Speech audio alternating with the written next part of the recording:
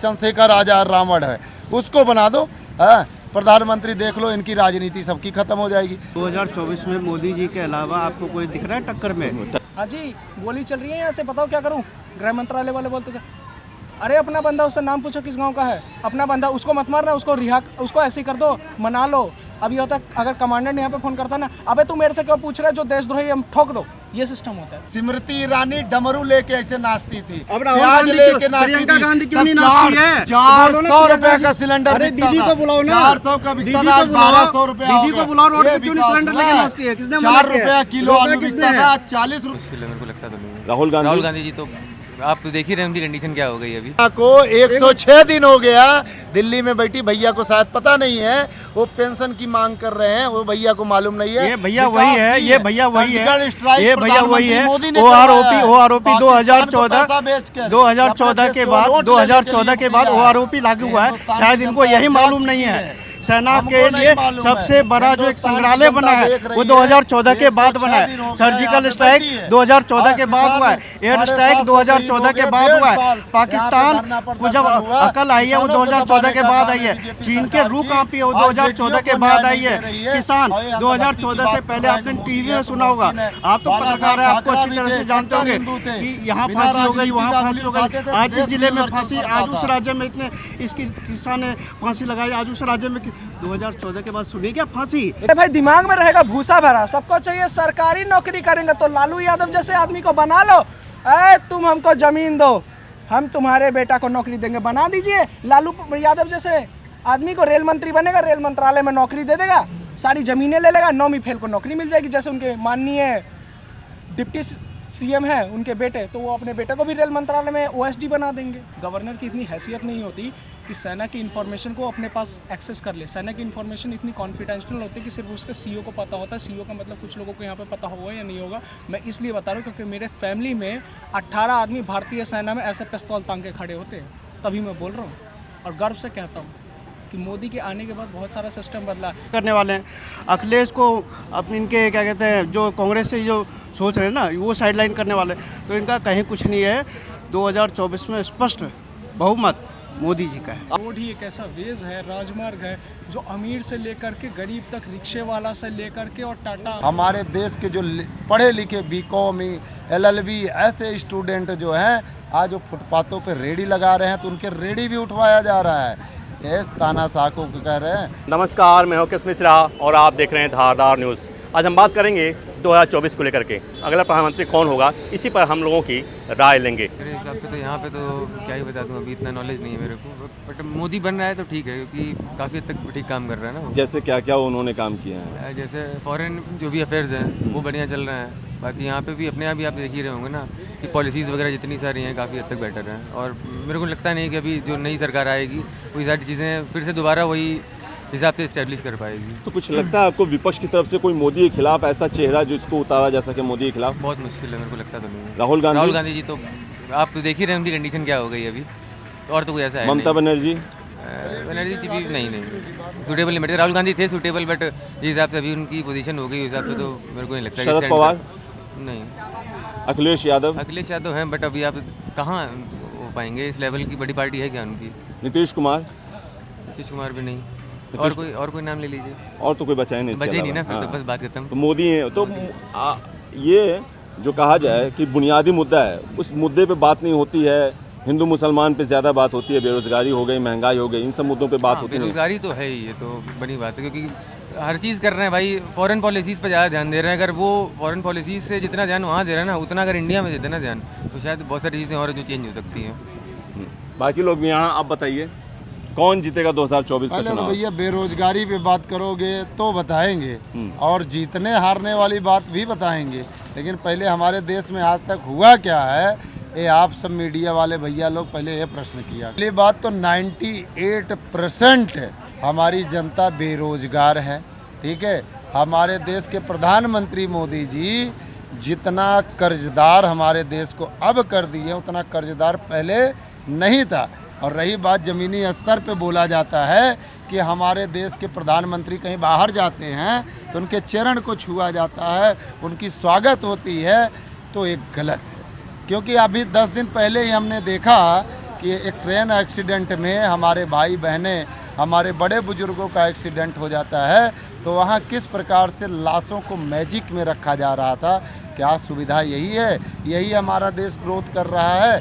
और हमारे देश के जो पढ़े लिखे BCom, LLB ऐसे स्टूडेंट जो हैं आज वो फुटपाथों पे रेडी लगा रहे हैं तो उनके रेडी भी उठवाया जा रहा है।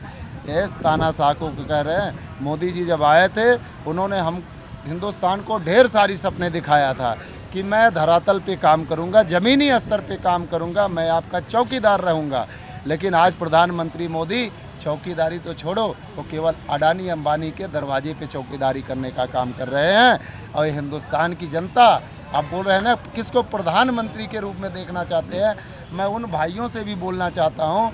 एक समय ऐसा था कि इंदिरा गांधी ने अपनी कुर्सी को भी प्यार नहीं था, उन्होंने तत्काल फैसला लिया था जब खालिस्तान पे अमृतसर में खालिस्तान बनने जाने वाला। इंदिरा गांधी की आप बात कर रहे हैं। सुनिए सुनिए बता रहे हैं। इतिहास से हम अपने अंधभक्तों को बताना चाहेंगे, मैं भी मोदी का ही फॉलोअर हूँ, लेकिन आज मुझे कष्ट है। कष्ट इस बात का है कि आज हमारे देश की सेना 107 दिन हो गया दिल्ली जंतर मंतर पे बैठी है। आज हमारे देश की जो किसान थे जिसके हम अन्न खाते हैं, मोदी जी भी खाते होंगे, उन्हीं का अन्न खाते हैं, उनको 1.5 साल यहाँ दिल्ली में बैठा के 750 लोगों को शहीद कर दिया गया। आज देश की सेना नहीं सुरक्षित है, देश के किसान नहीं सुरक्षित है, देश के युवा नहीं सुरक्षित है, और आए दिन भूखमरी, भूख हड़ताल, ये सारी चीज़ें हर जगह धरना विपक्ष की तरफ से कौन होना चाहिए मोदी के खिलाफ, अगर मोदी को पसंद नहीं करते? मैं तो बोल रहा हूँ, अंधभक्तों से बोलना चाहूँगा, बीजेपी वालों को भी होश उड़ जाएगा इस बात से। ना तो आपके राहुल गांधी, अभी राहुल गांधी को बोलोगे तो बोलेंगे पप्पू है, अखिलेश को बोलोगे तो अभी भैया ने बोला ना उनकी पार्टी, अरे पार्टी से क्या होता है। अखिलेश यादव वो भी प्रधानमंत्री योग्य हैं, राहुल गांधी भी योग्य हैं, अमित शाह होता अपना क्या बोलते हैं नीतीश कुमार भी प्रधानमंत्री के, सब योग्य हैं। लेकिन इन सबको छोड़ दो, एक गरीब आदमी को ले लो। मैं तो केवल थोड़ा बहुत जानता हूँ, एक SC समाज का चंद्रशेखर आजाद रावण है, उसको बना दो प्रधानमंत्री। देख लो इनकी राजनीति सबकी खत्म हो जाएगी। मायावती ने उत्तर प्रदेश में जब CM रही तो इतना बढ़िया उन्होंने राजनीति किया। 2024 में है कोई टक्कर में? 2024 में मोदी जी के अलावा आपको कोई दिख रहा है टक्कर में? टक्कर देने के लिए तो बैठक हो रही है 23 जून को। 23 जून को जो बैठक हो रही है ना, तो ये सब अपने में गोल मटोल करने की रीति और नीति है इनकी। नीतीश जी को उनके ललन सिंह साइडलाइन करने वाले हैं, राहुल गांधी को इनके कांग्रेस वाले साइडलाइन करने वाले हैं, अखिलेश को अपने इनके क्या कहते हैं जो कांग्रेस से जो सोच रहे हैं ना वो साइडलाइन करने वाले। तो इनका कहीं कुछ नहीं है। 2024 में स्पष्ट बहुमत मोदी जी का है। आप किसको वोट देना चाहेंगे? मोदी। किस बात को लेकर? विकास की बात को लेकर। क्या क्या विकास किया उन्होंने? 2014 के बाद देख लीजिए क्या विकास हुआ है। बताइए आप। इंफ्रास्ट्रक्चर को देखिए, इंफ्रास्ट्रक्चर का कोई विकास नहीं होता क्या? सेना को सर्जिकल स्ट्राइक हुआ था, एयर स्ट्राइक हुआ था, यही कुछ। एक मिनट, उसी सेना को 106 दिन हो गया दिल्ली में बैठी। भैया को शायद पता नहीं है, वो पेंशन की मांग कर रहे हैं, वो भैया को मालूम नहीं है। ये भैया वही है, ये भैया वही है, ये भैया वही है। वो आरोपी 2014 के बाद वो आरोपी लागू हुआ है, शायद इनको यही मालूम नहीं है। सेना के लिए सबसे बड़ा जो एक संग्रहालय बना है वो 2014 के बाद बना है। सर्जिकल स्ट्राइक 2014 के बाद हुआ है, एयर स्ट्राइक 2014 के बाद हुआ है। पाकिस्तान को जब अकल आई है वो 2014 के बाद आई है। चीन के रूह कांपी है वो 2014 के बाद आई है। किसान 2014 से पहले आपने टीवी में सुना होगा, आप तो पत्रकार है, आपको अच्छी तरह से जानते होंगे कि यहाँ फांसी हो गई, वहाँ फांसी हो गई। आज इस जिले में फांसी, आज उस राज्य में इतने इसकी किसान ने फांसी लगाई, आज उस राज्य में 2014 के बाद सुनी क्या फांसी? लेकिन ये देखिए बुनियादी चीजें जो है, बुनियादी चीजों की मैं बात कर रहा हूँ। महंगाई हो गया, इस पे काम नहीं हुआ, बेरोजगारी हो गया। विकास नहीं हो रहा क्या? विकास हो रहा है तो रोजगार क्यों नहीं मिल रहा? नहीं, रोजगार किसको नहीं मिल रहा? अब जिनको परिभाषा क्या रहती है? भैया विकास ऐसा सुनो, एक साल में CNG 40 रुपए किलो था, एक CNG 40 रुपए किलो था। अडानी अंबानी के व्हीकल से जब बिकवाने हुए, बिके, ठीक है, एक ही साल में सीधा 60 रुपया बढ़ जाता है। ये विकास हुआ है। महंगाई एक साल में स्मृति ईरानी डमरू लेके ऐसे नाचती थी, प्याज लेके नाचती थी। 400 रुपए का सिलेंडर बिकता था, 400 का बिकता था, 1200 रुपया। दीदी को बुलाओ, रोड पे क्यों नहीं सिलेंडर लेके नाचती है? किसने 4 रुपया किलो आलू बिकता था, आज 40 रुपए बिक रहा है। जब पहले 10,000 अगर कमाते थे, आज 15,000 कमा रहे। बस्ता कुछ नहीं, 2014 से मेडिसिन पहले कितना महंगा हो गया, इनके पास खुद 10 शिक्षा कितना हो गया है, 2014 से शिक्षा पहले कितना 10 महंगा, प्लेट थे, सब आज प्राइवेट एक कर प्लेट दिए, इनके पास सरकारी तो नहीं कुछ है। है ही नहीं। लोकतंत्र की बात कर लेते हैं, योगी चलते हैं हम उत्तर प्रदेश आपको लेके, जो जज बैठते हैं न्याय देने के लिए और कुर्सी के नीचे ऐसे दपक के बैठ रहे हैं। अरे ये बड़े बड़े फैसले थे, जैसे किसान आंदोलन का हो गया, मोदी जी को अरे पीछे हटना मोदी पड़ा, जी हर नोटबंदी जगह हो गया, फेल हो मोदी जी को गए पीछे हटना पड़ा, किसानों ने भी प्रोटेस्ट किया पीछे। अगर इतने ही अच्छे से फैसले लेते हैं तो उनको पीछे क्यों हटना पड़ रहा है? पीछे हटना नहीं पड़ा, किसान आज भी मोदी जी के साथ हैं, क्योंकि क्या किसान मोदी जी ने फिर वापस क्यों लिया? क्या किसान केवल हरियाणा में है? नहीं तो वापस क्यों लिया? कृषि बिल अगर इतना ही अच्छा था, किसानों के हित इसलिए के लिए था। वापस लेने का कारण था ना, देखा था ना आपने किस लिए। लेकिन जनता के कुछ मुद्दे होते हैं, प्रधानमंत्री जी ने ये नहीं कहा कि हम इसको खत्म ही कर देते, अब नहीं लाएंगे। तो जनता को देखना चाहिए, किसानों को अब ये किसान महसूस कर रहे हैं कि हम अपना फसल नहीं बेच पा रहे। कभी इस चीज को लेकर प्रोटेस्ट नहीं किया कि लेकिन बिल वापस लाओ, अभी आप बिल बिहार वापस करने के लिए तो प्रोटेस्ट किया, लेकिन ये नहीं कि गवर्नमेंट की दोबारा। किसान एक ही राज्य में दिखाई देते हैं, एक राज्य के किसान आके हल्ला मचाते हैं, तो बस वही है आंदोलन जीवी है। ये आंदोलन जीवी किसान एक राज्य किसान हो, चाहे शाहीन बाग हो, चाहे ये पहलवान हो, देखिए इनका क्या है, ये लाल टोपी वाले हैं, इनका कुछ हो नहीं सकता। इनसे पूछ लीजिए भैया प्रधानमंत्री कौन बनेगा, यही इसमें यही खुश हो जाएंगे। प्रधानमंत्री का उम्मीदवार पूछ लीजिए, चेहरा बता दीजिए, क्योंकि भैया शासन तो अरे भैया हम तो बता रहे हैं ना, प्रधानमंत्री झोला लेके आए थे, बोले गरीब का भैया प्रधानमंत्री बता दो ना, अभी राहुल का है, अभी राहुल गांधी बोलोगे तो बोलेंगे पप्पू है, अखिलेश यादव को बोलो, अखिलेश सोना बनाने वाले को प्रधानमंत्री नहीं मत बनाओ ना। एक गरीब परिवार से उठा लो, एक गरीबों का नेता है चंद्रशेखर आजाद, उसको बना दो, उसको बना दो। क्यों दिल्ली में हुई ना, कितने दिन बाद उसको बना दो, क्यों अभी उस पे इनकी जबान बंद हो जाए। 24 में किसको आप प्रधानमंत्री के तौर पे दोबारा मोदी को देखना चाहेंगे या विपक्ष की तरफ से किसी और को देखना चाहेंगे? जाहिर है बिल्कुल ही मोदी को ही देखना चाहेंगे। क्यों, वजह क्या है? और वजह काफ़ी सारा रीजंस है इसके पीछे, डेवलपमेंट्स हैं। देखिए जनधन योजना जो था 2014 से पहले, कुछ महिला ने बैंकों की छवि खाली आंखों के सामने प्रकट होती थी, लेकिन कभी देखा नहीं था कि बैंक की छवि कैसी होती है। 2014 के बाद बैंक की छवि देखी, ठीक है, ग्रामीण इलाकों में। तो ये मान रहे कि इकोनॉमी देख लीजिए, सेना की ग्रोथ देख लीजिए, उसके बाद जो इतने रोड, किसी भी नेशन को चलाने के लिए बेसिक इंफ्रास्ट्रक्चर होता है, रोड ही एक ऐसा वेज है, राजमार्ग है जो अमीर से लेकर के गरीब तक, रिक्शे वाला से लेकर के और टाटा अंबानी तक चलते हैं रोड पे।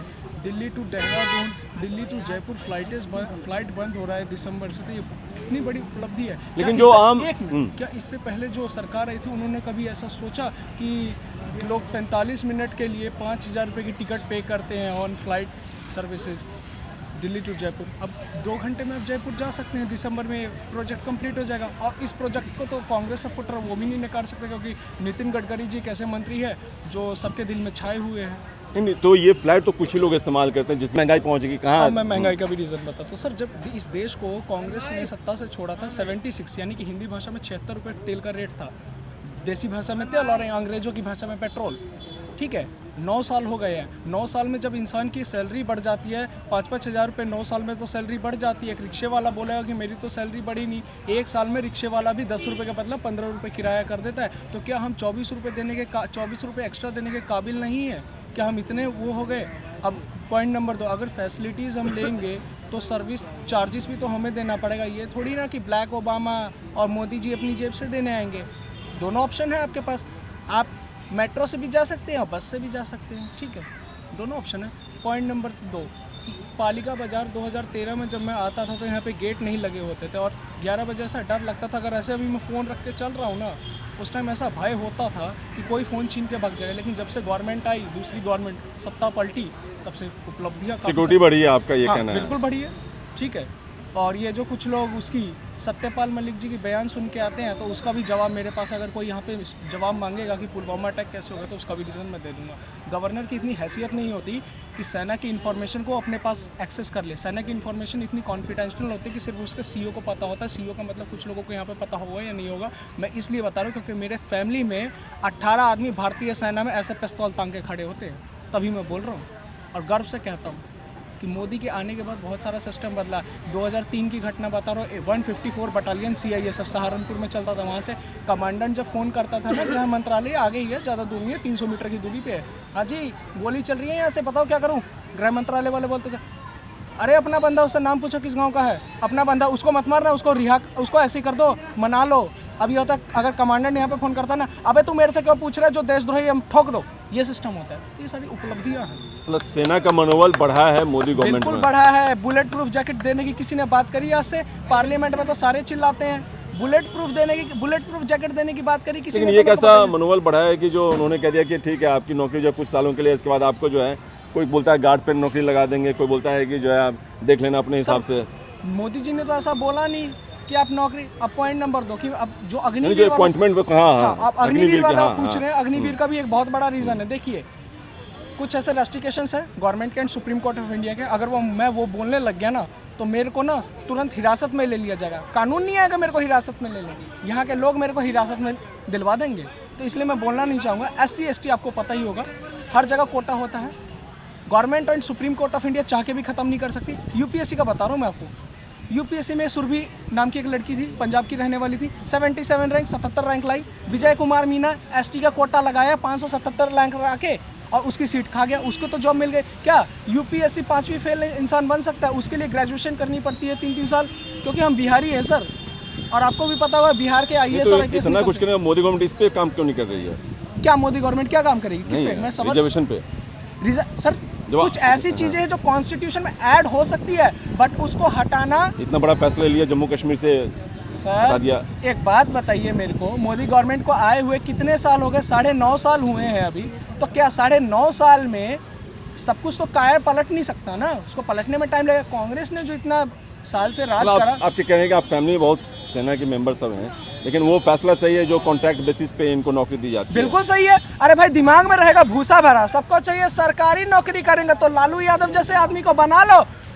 तुम हमको जमीन दो, हम तुम्हारे बेटा को नौकरी देंगे, बना दीजिए। लालू यादव जैसे आदमी को रेल मंत्री बनेगा, रेल मंत्रालय में नौकरी दे देगा, सारी जमीनें ले लेगा, 9वीं फेल को नौकरी मिल जाएगी। जैसे उनके माननीय डिप्टी CM है उनके बेटे, तो वो अपने बेटे को भी रेल मंत्रालय में OSD बना देंगे। फिर ज़रूरत क्या है पढ़ने की? अगर जिसको नौकरी चाहिए सरकारी, कुछ मत कीजिए, लालू यादव जी पे जाइए, लालटेन छापे ऐसे बटन दबा दीजिए, अपने आप रेल मंत्रालय में 9वीं फेल भी होंगे, ज़मीन दे दीजिए, नौकरी मिल जाएगी। ठीक है, लेकिन मोदी में तो ऐसा पॉसिबल ही नहीं है। मोदी जी कहते हैं बाबू आप चाहे रिक्शे वाले के बेटे हो चाहे अडानी के बेटे हो, टैलेंट है तो जॉब अवेल करो, टैलेंट नहीं है तो बाहर का रास्ता वो रहा। अच्छा, अडानी की बात की आपने कि गवर्नमेंट में अडानी जो है इतने सक्सेसफुल नहीं थे। जब मोदी गवर्नमेंट आई तो अडानी दिन दुनिया रात अडानी को लाइसेंस किसने इशू करा? पहले मेरे को ये बता दीजिए, कब इशू हुआ? किसी को अगर जितना अडानी बोलते हैं ना, कुछ लोगों को ये भी पता नहीं होगा कि अडानी इकोनॉमी का कितना % शेयर होल्डर है। टाटा ग्रुप, अडानी ग्रुप और रिलायंस जियो ग्रुप जिस दिन ठप बन गया ना, और बेरोजगारों की संख्या बढ़ जाएगी। सर अडानी की सिर्फ बात बता रहा हूँ, 17% इकोनॉमी शेयर होल्डर है। और यहाँ पे तो कुछ लोग ऐसे हैं जो लगाते हैं साल में 5 लाख रुपए सैलरी कमाते हैं लेकिन इनकम टैक्स नहीं देते। सबसे बड़ा रीज़न ये है कि जिस दिन गवर्नमेंट ये वेंडर से भी इनकम टैक्स लेना चालू कर देंगे ना, उस दिन हमारी इकोनॉमी और बढ़ जाएगी और ग्रोथ काफ़ी ज़्यादा होगा। लेकिन वही है कि हमें इनकम टैक्स देना नहीं। हम इंडिया में समस्या सर सबसे बड़ी ये है कि करप्शन बहुत ज़्यादा है। अब करप्शन कोई भी गवर्नमेंट चाह के ख़त्म नहीं कर सकती। अब मैं अपनी बात बता रहा हूँ, अगर मेरे को कोई ट्रैफिक वाला पकड़ता है, 1000 रुपये का चलाना है हेलमेट का, मैं कहूँगा ले 100 रुपये पकड़े यार मेरे को छोड़ दो। तो करप्शन मैं भी कर रहा हूँ और वो भी कर रहा है। तो ये सबसे बड़ी गलती है इंडिया के लोगों में। और भी पब्लिक है, कौन जीतेगा 2024 में बोलना चाहेगा? हाँ। इंडिया के जो पीपल की सोच है ना, वो चाह करके भी कोई नहीं बदल सकता, क्योंकि हमारी मेंटेलिटी ही शुरू से ऐसी रही है। ये सबसे बड़ा रीज़न है करप्शन। जब मैं ही खुद करप्शन करता हूँ तो मैं दूसरे पे उंगली उठाने का मैं हकदार नहीं हूँ। ये मैं नहीं कहता, सुप्रीम कोर्ट ऑफ इंडिया। तो क्या लगता है विपक्ष कितना भी लाख कोशिश कर ले मोदी के खिलाफ नहीं जीत सकता? Modi ji only Modi. We want Modi, we want Modi, we want Modi. Modi ji खुद को मुंह हटा सकते हैं, उसके अलावा कोई फायदा हुआ नहीं है। और मोदी जी जब चाहेंगे कि उन्हें चुनाव नहीं लड़ना, उसके बाद योगी जी का नंबर है।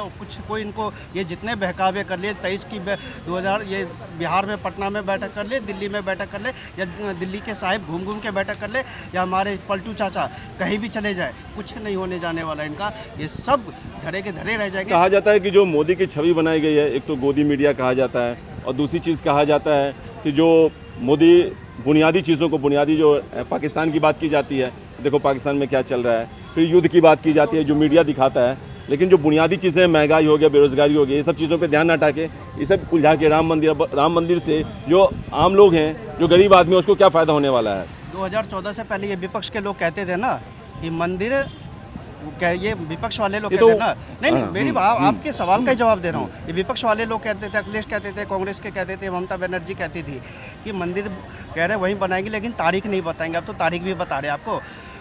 खैर मंदिर की छोड़िए, मंदिर तो हिंदुओं की आस्था का प्रतीक है, वो बन गया। जो ये लोग सवाल उठाए थे, भगवान राम के ऊपर सवाल उठा रहे थे, इनको जवाब मिल गया, मंदिर बन गया और 2024 में इसका शुभारंभ होने वाला है, जनता के लिए खुलने वाला है। लेकिन उसके बाद विकास की पराकाष्ठा है। आप इंफ्रास्ट्रक्चर को देख लीजिए। अब भाई साहब एक नितिन गडकरी जी का नाम लिया, ये बोलते नहीं, इनके विपक्ष के लोगों के मुंह से आवाज़ नहीं निकलती। ये सवाल आप विकास के ऊपर पूछिए, ये आपको हिंदू मुस्लिम के ऊपर ले जाएंगे। आप हिंदू मुस्लिम के ऊपर बात कीजिए, ये आपको आरक्षण के ऊपर ले जाएंगे। इनका कहिए कि आप कुछ सवाल कुछ कीजिए, घुमाना है इनको। और जब इनसे विपक्ष का एक चेहरा पूछेगा ना, तो ये एक दूसरे पे पलटी मारेंगे, जैसे अभी नीतीश चाचा पलटी मार रहे हैं। ललन सिंह उनको साइडलाइन कर रहे हैं ना। ललन सिंह का 2 दिन का पहले बयान है कि नीतीश पीएम नहीं बनेंगे। ललन सिंह अपना नंबर बनाने के चक्कर में बेचारे नीतीश वैसे ही वो पलटी मार चुके हैं, उसको कितना पलटी मरवाएंगे। ये बिहार वाले उनको बस बख्श दे किसी तरह 2024 में, ना तो 2025 से गायब होने वाला है, यही है जी। और इनका कुछ होने जाने वाला है। का विचार चलता रहेगा, बहुत लंबा चलेगा। हम विराम देते हैं अपने शब्दों को। आप देखते रहिए धारदार न्यूज़।